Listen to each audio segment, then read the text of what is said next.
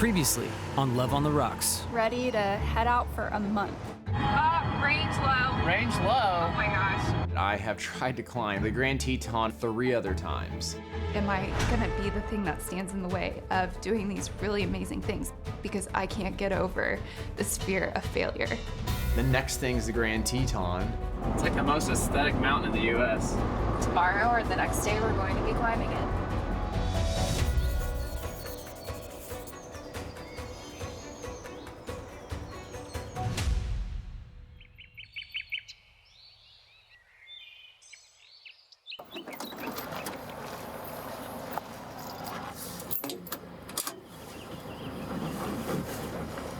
Go hunt some animals. Not really hunt them. We're gonna shoot them with a camera. Woke up the next morning around, I think 7, decided to head out. We had tons of time while we waited for Jenny Lake Ranger Station to open. We found this beautiful lake, not Jenny Lake, but it was pretty close to there, and just walked around for a little bit, ate some granola, took some pictures, and just chilled. What are you doing? I'm eating my bag of granola. Where did you get that bag of granola?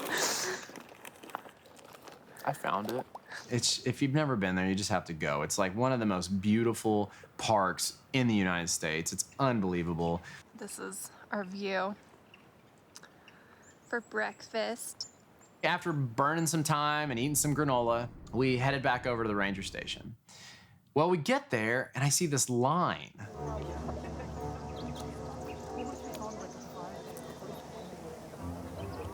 Yeah. The question now is, will we get the permit we need to get on the mountain that we want to climb? You have to be kidding me. Because I know that these permits keep selling out, and I'm like, I cannot believe this. I could have been first in line, but instead, I'm 30 people deep. So we go get in the line, you start talking to people, making friends. You know, what are you going for? Oh, we're going for the Grand. Oh, that's cool. Yeah, where are you hoping to camp? The lower saddle. Oh, yeah, that's cool. Like, what about you? Oh, I don't know. Probably same thing. So I'm sitting there like counting heads and I'm thinking about all the camp spots and I'm like, oh my gosh, we're not gonna be able to sleep at the lower saddle. We were supposed to be summiting today and that already got blown out. So now we're gonna try to summit tomorrow. If that gets blown out, like what is gonna happen here? Yeah, there we go. So we stand for like an hour plus. We finally make our way up to the front. It's like the moment of truth. Tomorrow night, lower. Lower saddle? Yes. It is full tomorrow night.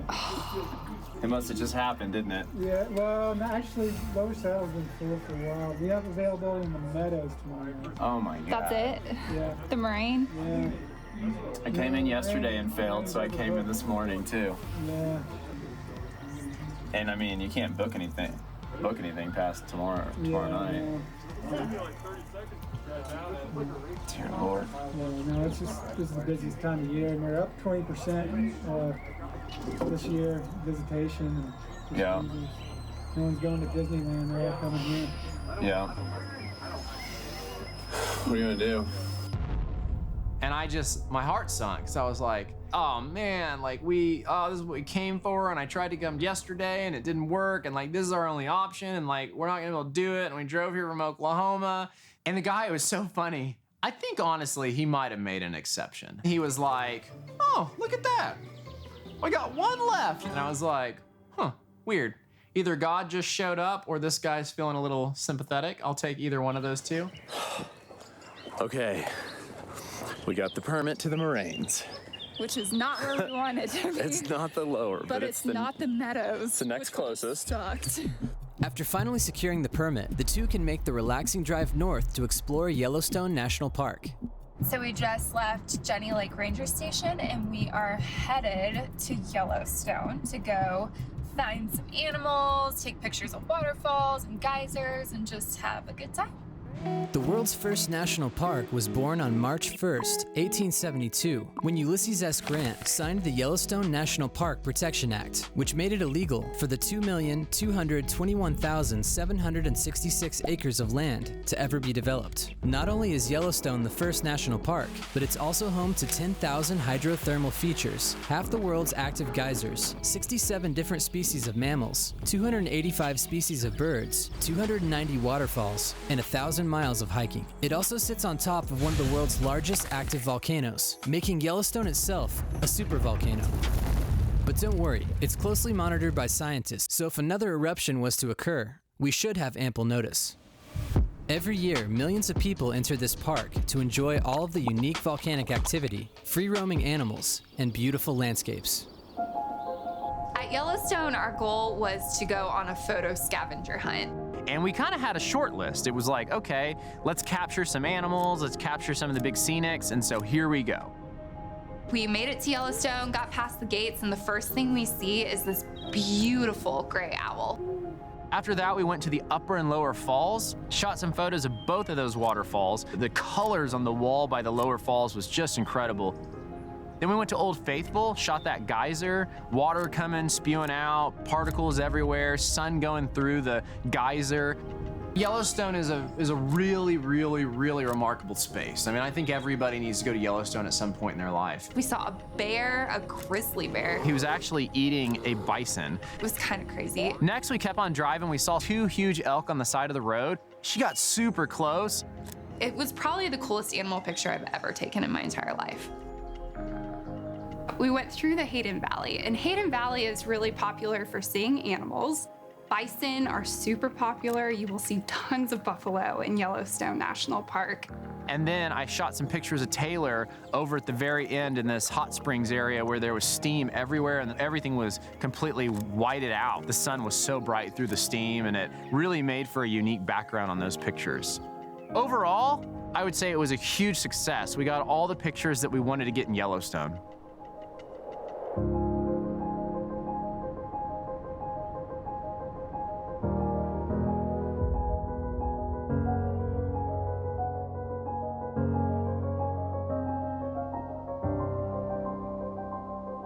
It's the morning to begin the Grand, and there's this energy that comes with big mountains, for me anyways. Good morning. I get so enthusiastic. It's like this addictive adrenaline rush. And it's funny because I always have a lot of energy. Like I feel good, like when we're unpacking the car and getting our bags. And so the Grand Teton, the Lupine Meadow parking lot is the parking lot that you park at. The way we have this thing orchestrated is that we are going to hike in to the Moraine campground, camp that night, and then wake up the next morning, and then that's when we're gonna go for the summit. All right, here we go. Onward Onward. to the Grand. Are you so pumped right now? You know, this mountain, we have a turbulent relationship. It's like we've broken up several times, and then we keep trying to get back together.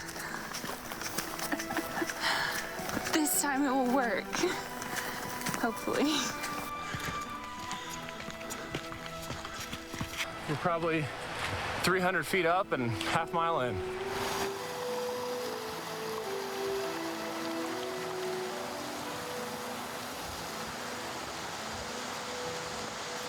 How's it going up there? I feel like most of the time when I'm on mountains, I go into this headspace of like all these insecurities I have about myself. So this time I've been really trying to take myself to a beach in Mexico, drinking a margarita, just staying focused and disappearing from what's actually happening, which is my legs are killing me. But we made it an hour without stopping, which was really freaking good. And we're 2 miles in, and we've only been hiking an hour, and it's probably about... We might be 2.5. 2.5. Yeah. So we have about 3-4 more miles till we get to Camp. which is awesome, but it only gets harder from here. Yep.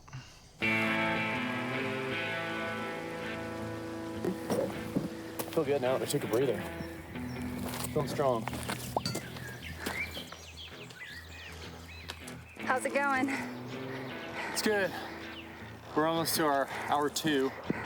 We're probably 2,000 feet up. We're entering the Garnet Canyon. I think we're doing great on time. How are you feeling? I'm drenched in sweat. You know, we live in Oklahoma. Your lungs, no matter how good a shape you're in, they're like, hey, where are we at? Where's the oxygen? All right, we're about to go in our first boulder section. How you feeling? Oh, this boulder field, it's annoying. It's easy to get lost in. That's gonna be the goal, is not to get lost. Not to get lost. Just to get through it. But first we're gonna get water. We're making pretty good speed through the first boulder field. I don't feel like we're lost. And that is a really good feeling.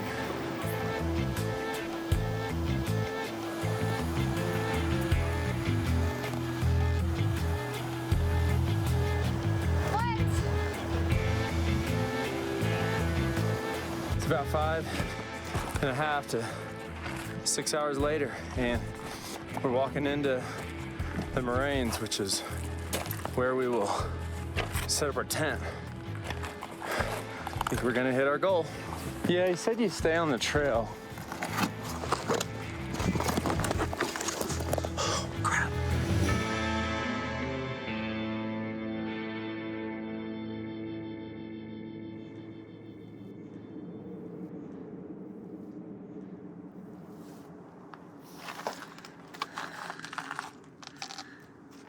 Must be our spot. It is our spot. I haven't been able to find motivation to do anything. That's okay. Good news is it's closer to the water, so. Whew. And we got in early. Made it to the moraines, set up camp, went through our gear, packed our gear for the next day, and had a ton of time to just kind of relax and get our energy back up. We got in earlier than we wanted to, which is so nice. Because now we get to lay down, and when you hike that long, especially how many vertical feet we did, laying down is like going to Disney World on steroids. Going to Disney World. My body hurts. There's a part of me that was like, if we're tired when we wake up, we should just rest again tomorrow and summit the next day. Dude, I was thinking the same thing. But I was like, I don't want to say it out loud. No, I'm for it. Let's just see how we feel. I'm so for that. It's not even funny. What are we doing? Go and get some water so we can make dinner and not be dehydrated. True that.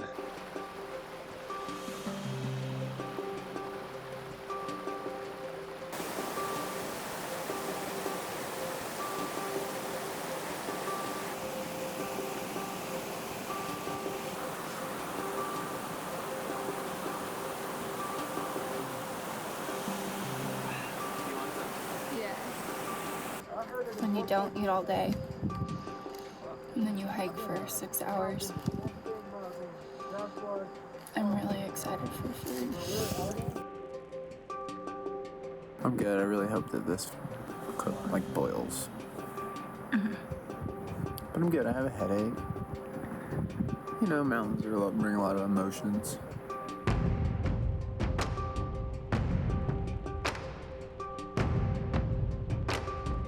What emotions are you feeling? I just really want to get it, you know? Yeah. I just want to get it. It's right there looking at us.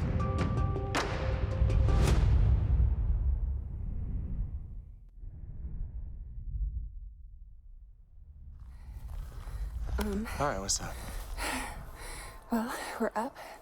It's about 4, and we're starting our ascent to the summit. So, wish us luck. Sun's starting to come up. Middle Teton is illuminating. Here we go. All right, so we are scrambling right now.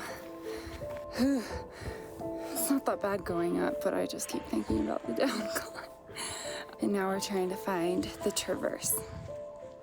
All right, I'm standing at the traverse. That's the middle Teton behind me. And we drop down into the gully and we get on the XM route. Here we go. Obviously, there's always a level of energy that comes at the beginning of a climb that makes you feel kind of like, ugh. But that's okay because I like it. That's why I climb. How are you? I'm good. I'm all nervous, but I'm good. I think you have to be nervous to do this kind of stuff. That's true. It's okay. You know, one of the most important things about mountaineering, besides all the knowledge and capability that you need to have, is your attitude and your mindset. People that come into mountains like with any level of doubt, you have to like answer those questions before you get there. Like you have to come into it going, I'm gonna summit this mountain and nothing can stop me. What's up, man? Not much. How was it? I didn't actually love it. Yeah. At the same time, like mitigating risk and definitely being intelligent about how you do it is a critical part. I mean, I've turned back on dozens of mountains. The Golden Staircase is known for being one of the most aesthetic, rad pitches in alpine climbing because it's beautiful, it's easy, and the exposure is outstanding. So to your left, thousands of feet. To your right, even more thousands of feet. Sun totally on you, and you're on the high arête of the XM Ridge, which just feels good. And this was the worst part of the climb for me because I made the ultimate mistake of leaving my jacket pocket open. I see her coming over the ridge, and she's right there, and I'm like, all right. And I'm looking right at her, and I'm belaying her up, and then she just says, no, no, no, no, no, no, no, no, no, no, no. And I feel my phone come out of my pocket, and I see it go stumbling down the cliffside. And I watch her blue phone fall out of her right pocket of her raincoat and just disappear down the face in towards the Garnet Canyon, down a cliff that goes and goes and goes and goes. You know, losing a phone happens, and it's not gonna shut down a mountain climb, but the major issue was that over half the footage of our entire road trip was on Taylor's phone. I felt so stupid. Literally, I felt so demoralized. She comes over, I kind of just go into shutdown mode, like, all right, well, I gotta go get it, you know. I'm thinking there's no way on God's green earth that I'm gonna be able to get her phone. It's not gonna happen. She just dropped it down this sheer cliff. I'm frustrated because we're so ahead of schedule, and I'm like, this is unbelievable. Like, the goal was to be in the place we were by, I think, 10 a.m., and it's like 7:30 a.m. So anyways, I try to go fast, get on rope, lower myself down. I cannot believe it. About 150 feet down the cliff, shebang, right there in the sunlight, I see her phone. Now that is really crazy, because when you see these mountains and the amount of rocks that are turned up on their side and these deep chasms that are in between these rocks and flakes, and I mean, like, there's no way you're gonna find a phone that just stumbled down a mountain over 100 feet. I feel like it was a moment where I learned a lot from Jason on how to handle situations because I knew he was frustrated. He had to be frustrated. This was gonna set us back. I'm sorry. It's okay. If we can't make it, there's a bell point and 2 pitches. Well, we should be able to make it, right?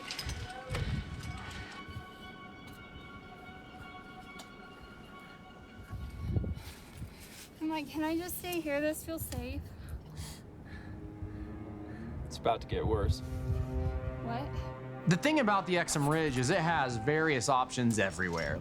So I see these guys go up, and I'm like, that doesn't look like the right way. I'm gonna go up this way, it looks more interesting. I go up the more interesting line, it turns into this sketchy little roof that I can't get on, and I can't protect it, and I'm like, oh my gosh, like I just wasted 15 minutes climbing up this stupid thing that I can't do. So I start coming down. I think I wrapped my line, so I sling the rope around a boulder, I rappel down it, And we're climbing on this granite that's like sticky as sandpaper. Well, I can't get the rope out. The rope stuck? Yeah. Something on a boulder.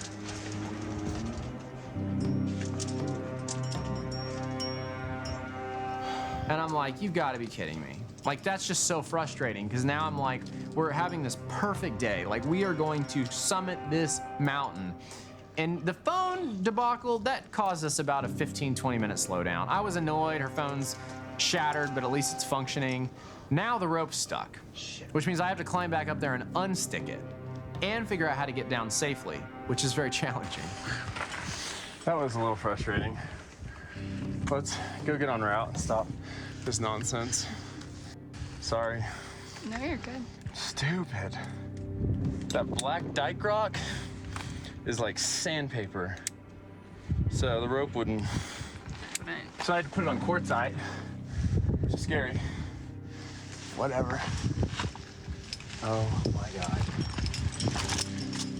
I should just be able to unhook this one now.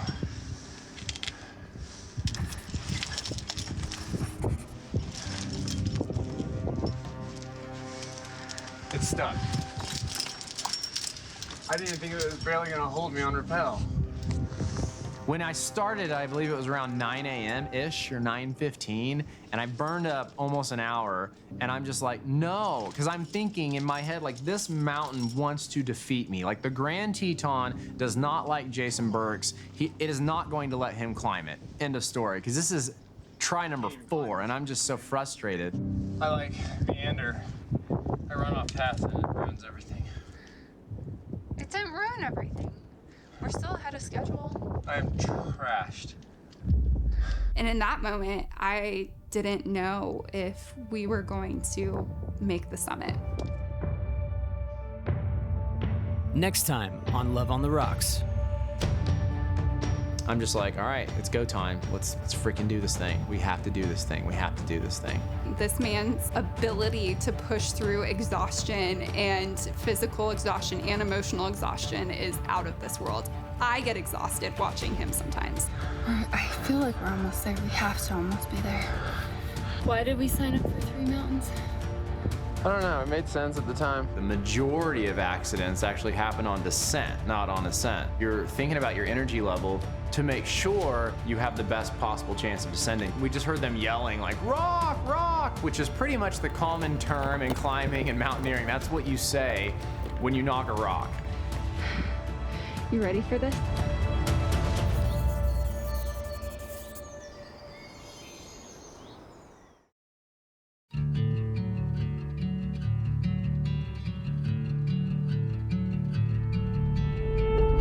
Close my eyes, you're looking back at me. As real as autumn air, I take and breathe. Try as you might, but you can't hide from me. I know all the beauty that you keep.